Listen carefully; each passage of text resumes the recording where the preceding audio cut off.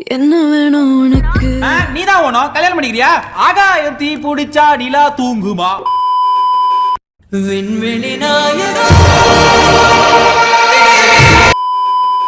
Hello Avengers, ஒரு வழியா இந்திராவின் நாயகன் விண்வெளி நாயகன் படம் பார்த்துட்டு வந்துட்டேன்.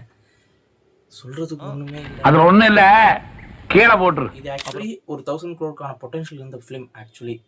பிகாஸ் நாயகனுக்கு அடுத்து ஒரு இத்தனை வருஷம் கேப்பில் இவங்க 2 பேர் மறுபடியும் இணையறாங்கிறப்பே அது ஒரு மிகப்பெரிய ஒரு யூசர் செல்லிங் பாயிண்ட். அப்படி இருந்தும் அதை ஒழுங்காக யூஸ் பண்ணாங்களான்னு கேட்டிங்கன்னா இல்லை. அதனால தான் படம் ஒரு ரோஸ்ட் வீடியோ கணக்காக வந்திருக்கு. ஒரு கட்டத்தில் எல்லாருமே இந்தியன் 2வே பெட்டர்னு சொல்கிற மாதிரி நிறைய இதில் பார்த்தேன் இன்டர்நெட்டில். பட் அவ்வளோ கேவலம் இல்லை, அதையும் நான் சொல்லிக்கிறேன். இந்தியன் 2வை சன் டிவிக்காரனே திருப்பி ரீடெலிகாஸ்ட் பண்ணால் கூட எவனும் உட்காந்து பார்க்க முடியாது. அந்த அளவுக்கு அது மொக்கையாக இருக்கும். தக் லைஃபை பார்க்க முடியுமான்னு கேட்டால் பார்க்க முடியும். உண்மையாக சொல்லப்போனால் பார்க்க முடியும். நீங்கள் சொல்லலாம், நீ எல்லாம் மனுஷனே இல்லடா அப்படின்னு. அப்படியெல்லாம் கிடையாது. என்னதான் நீ வேம்புலேயே அடிக்கிற காட்டு இருந்தாலும் இந்தியன் 2 மாதிரி மொக்கையெல்லாம் படம் எடுக்க முடியாது யாராலையும். So welcome back to another review episode of mister Marvel. You can kill me, you thought you could get away, but you never gonna get away. You can break me, you break me, you take me, you break me, you never gonna get. Okay, starting எங்கே ஆரம்பிக்கலாம் அப்படின்னு கேட்டிங்கன்னா, படத்துடைய making அது உண்மையிலேயே நல்லா இருந்துச்சு. அது எனக்கு தெரிஞ்சு பாசிட்டிவ்னு பார்த்தீங்கன்னா 3 சொல்லுவாங்க. ஆக்டிங் வைஸ் யாருமே குறை வைக்க முடியல, எல்லாருமே அழகாக நினச்சிட்டாங்க.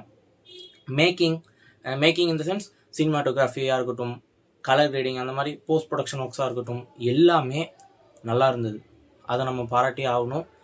அதுக்கடுத்து ஆக்டிங் ஆல்ரெடி சொல்லிட்டல ஷிட்.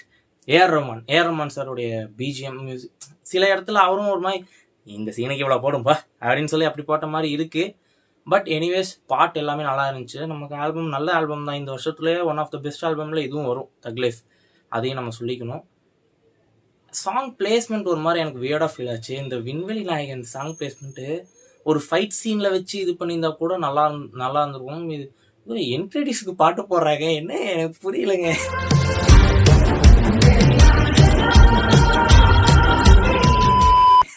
நல்ல பாட்டு ஆக்சுவலி. அது இன்னொன்று முத்தமலை பாட்டே இல்லை.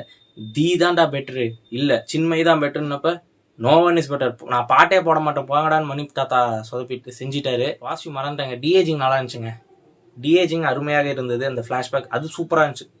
சரியா, நெகட்டிவ்ஸ் என்னன்னு பார்த்தீங்கன்னா, ஒரு கேரக்டருக்குமே உருப்படியான ஒரு ரைட்டிங் இல்லையோன்னு தோணுது.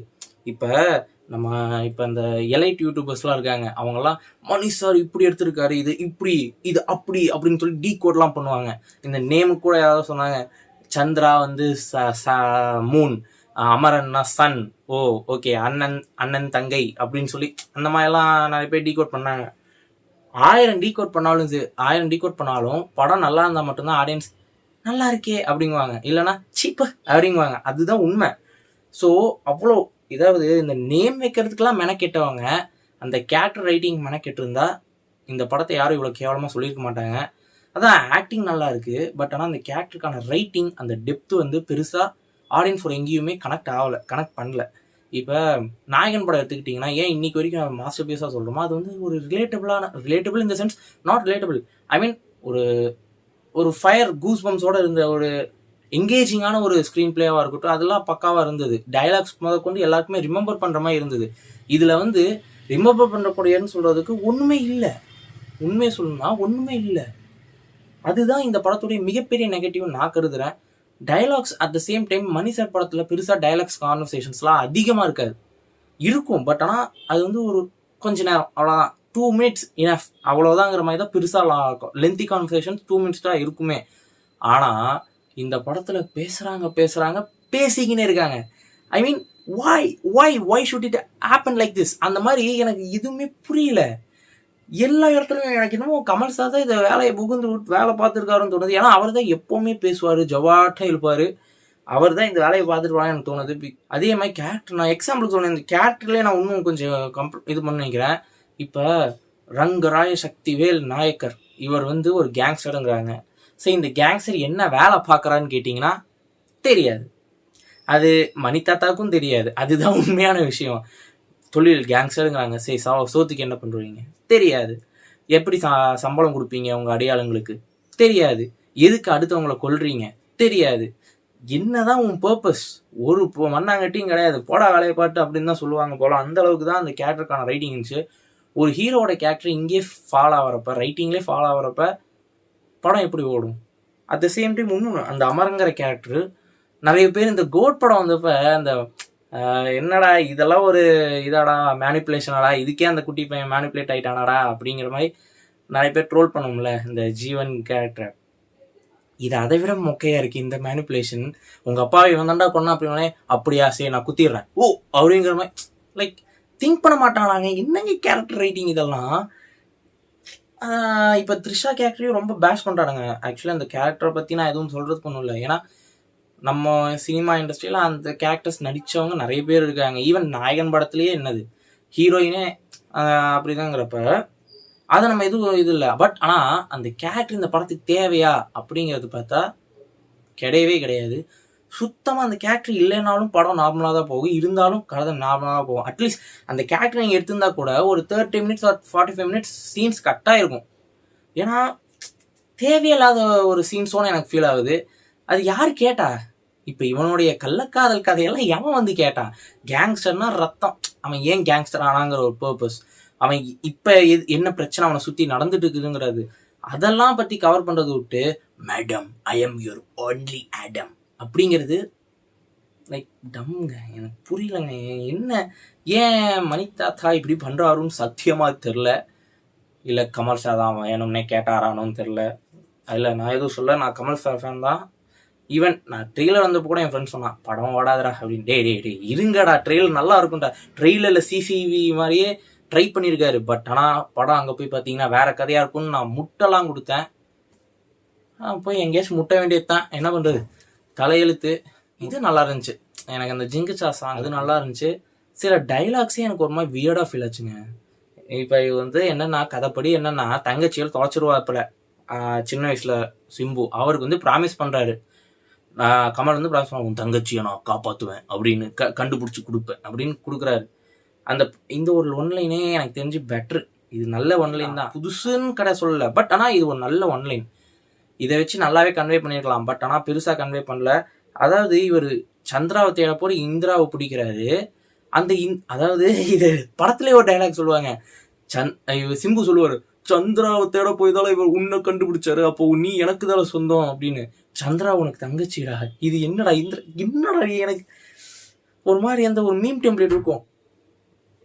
எக்ஸாக்டா எல்லாருக்குமே அந்த மாதிரி தான் இருந்துச்சு. கிளைமேக்ஸ்ல எல்லாம் சிரிக்க ஆரம்பிச்சுட்டானுங்க. என்னங்க புரியலைங்க. இதாண்டா தங்கச்சியை கண்டுபிடிச்சிடுவாரு. கிளைமேக்ஸ் முன்னாடி பார்த்தீங்கன்னா ஐஸ்வர்யலட்சுமி தான் தங்கச்சி. கண்டுபிடிச்சிட்டு கூப்பிட்டு வந்துடுவாரு. இவன் தாண்டா உன் தங்கச்சின்னு சொல்லியிருந்தா படம் கொஞ்சம் முன்னாடியே முடிஞ்சிருக்கும். அதெல்லாம் இல்லாம யாக்கூசா யாக்கூசா யாக்கூசா அப்படின்னு சண்டை போடுறாருங்க. கிறுக்குத்தனமா எல்லாம் தொடர்ந்து என்னன்னா ஒரு இப்போ நாயகன் வந்து நான் 30 வாட்டி பார்த்துருக்கேன். இது பெருமைக்கும் இதுல இருந்து பெருமைன்னு சொல்லிக்கிறதுக்கு ஒன்றும் கிடையாது. பிடிச்ச படம் நீ நிறைய தடவை பார்க்குற, அது ஓகே. பட் ஆனால் இந்த காம்போலேருந்து ஒரு படம் காம்போவில் மறுபடியும் ஒரு படம் வருதுங்கிறப்ப எவ்வளோ பெரிய எக்ஸ்பெக்டேஷனோட ஆடியன்ஸ் போவாங்க. அது அவரும் சொல்லியிருப்பாரு எல்லா இன்டர்வியூலையும். நாயகனை தாண்டி நம்ம ஒன்று எடுக்கணும்.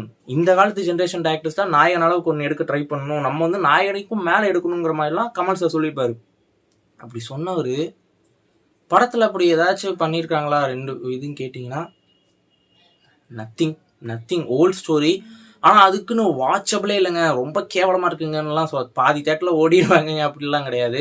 அது இந்தியன் 2க்கு வேணால் அப்படி இருக்கலாம். தக் லைஃப் டிவியில் உங்களுக்கு வேறு எதுவும் பொழுதே போகலன்னு வச்சுக்கோங்களேன், படத்தை பாருங்க. மற்றபடி நாட் ரெக்கமெண்டட். பிகாஸ் ரொம்ப எனக்கு எப்படி சொல்கிறது, ஒரு நல்லா இருந்த மைண்ட் செட்டே அப்படிங்கிற மாதிரி ஆயிடுச்சு. அதுதான் உண்மையான விஷயம். இது எந்த நம்பிக்கையில் இது நானும் ஸ்கிரிப்டையும் எரிச்சு போட்டலாமாங்கிற அளவுக்கு நிறைய பேர் சோஷியல் மீடியா போடுறாங்க. எனக்கு என்ன புரியலங்க. இந்தியன் 2 அப்போ என் ஃப்ரெண்டு கிட்ட சொன்னேன் துண்டு ஒரு தடவை தான்டா தவறுன்னு, மறுபடியும் தவறு போச்சு, துண்டு மறுபடியும் போச்சு. அசோக் செல்வன் கேரக்டர் மறுபடியும் அதே ஊர்காய் கேரக்டர் தான். எனக்கு ஒரு நடிக்காமல் இருந்திருக்கலாம். ஏன்னா தொடர்ந்து அவர் நடித்த எல்லா படமும் எனக்கு பிடிச்சிருந்தது, எல்லாமே நல்லா இருந்தது. சபாநாயகன் அந்த மாதிரி இந்த கேரக்டர் பண்ணாமே இருந்திருக்கலாம். கமல் சார் கூட நடிக்கணும் அப்படின்னு நினச்சி அவர் பண்ணிட்டாரு போல. பட் பண்ணாமல் இருந்திருக்கலாம், அதுதான் உண்மை இது. அப்புறம் இவங்க நடிச்சிருந்தாங்க, அபிராமி மேம் நடிச்சிருந்தாங்க.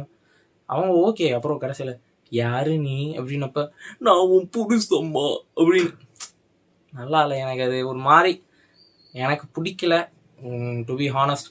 கதை வயசு இன்டர்மிஷனில் ஒரு மாதிரி பேங்கர் மாதிரி முடியுது, பார்த்தா விவேகம் அது. சரி ஓகே, இன்டர்மிஷனுக்கு அப்புறம் இவர் சிம்பு வந்து இனிமே இங்கே நான் தான் ரங்கரா சக்திவேல் அப்படின்னு சொல்லிட்டு ஏதாச்சும் ஒன்று பெருசா நல்லதா கெத்தா இவராச்சும் கேங்ஸ்டர்னா என்னன்னு காட்டுவான்னு பார்த்தா இந்திரா இந்திரா இந்திரா இந்திரான் இந்திரா பின்னாடி போறாப்புல. என்னங்கடா தக் லைஃபுக்கு பதிலாக இந்திரா லைஃப்னு போட்டுற வேண்டிய தடா டைட்டில். என்னங்கடா அவ்வளோதான். எனக்கு தெரிஞ்சு ரொம்ப லென்த்தியாகவும் நான் இதை ட்ரை பண்ண விரும்பல. பட் இது மாதிரி கோலிவுட்டில் தொடர்ந்து படங்கள் வந்துச்சுன்னா சத்தியமாக சொல்கிறேன், கோலிவுட் இஸ் இன் டேஞ்சர். ஏன்னா இப்போ தான் ரீசெண்டாக டூரிஸ்ட் ஃபேமிலிங்கிற ஒரு நல்ல படம் பார்த்துட்டு இருந்தேன். அதுக்கடுத்து இப்படி ஒரு கேவலமான இதை பார்க்குறப்ப அதாவது எப்படி எடுத்திருப்பாங்கன்னா, இதுமேல் அதாவது ஒன் டைம் வாட்சபிளாக இந்த படத்தை இருந்தாலே போதும், ரிப்பீட்டடாக எவனுமே கொப்பனான எவனுமே பார்க்கக்கூடாதுரா அப்படிங்கிற மாதிரி ஏற்ற மாதிரி எனக்கு ஃபீல் ஆகுது. மணி சார் தயவு செஞ்சு இந்த கள்ளக்காதல் கதையெல்லாம் எடுத்து வச்சுட்டு இருக்காதீங்க. செக்கச்சவங்களே அடித்தீராவ கேரக்டர் ஏன் எதுக்குன்னு தெரியலை, இந்த படத்துலையும் ஏன் எதுக்குன்னு தெரியலை. ஸோ ஐ திங்க் நான் எதுவுமே தப்பாலாம் சொல்லலைங்க. ஏன்னா காட் ஃபாதர் ஆஃப் இந்தியன் சினிமானா கமல் சார் தான், ஓகே, அதிலெல்லாம் எந்த ஒரு மாற்று கருத்துமே இல்லை. இப்போ சூப்பர் ஸ்டார் பட்டத்துக்கு அடிச்சிக்க இத்தனை பேர் இருக்கிறான், உலக நாயக்குன்னு அடிச்சிக்க எவனுமே கிடையாது. ஏன்னா அது அவ்வளோ டஃப்புங்கிறது எல்லாருக்குமே தெரியும். No one can be like Kamal Haasan இவர் மோகன்லால் சார் சொல்லியிருப்பாரு. அப்படிங்கிற ஒரு மனுஷன் இப்படி ஒரு troll material ஆகிறப்ப I can't accept that. Big pass போன பேர் ட்ரோல் மெட்டீரியல் ஆகிட்டாருன்னு சொல்லலாம், அது உண்மைதான். அது உண்மைதான். ஆனால் என்ன பண்ணுறது, நேரம் சரியில்லை அவருக்கு. ஐ திங்க் அடுத்த படத்தில் வேணால் ஹோப் வைக்கலாம். ஆனால் அடுத்த படம் இந்தியன் துறையன் அப்படின்னு சொல்கிறாங்க. இந்தியன் தாத்தா வந்து என்ன செய்ய போகிறாருங்கிறத அடுத்த வீடியோவில் பார்ப்போம். ஸோ ஆன்டில் தேன் நன்றி, வணக்கம்.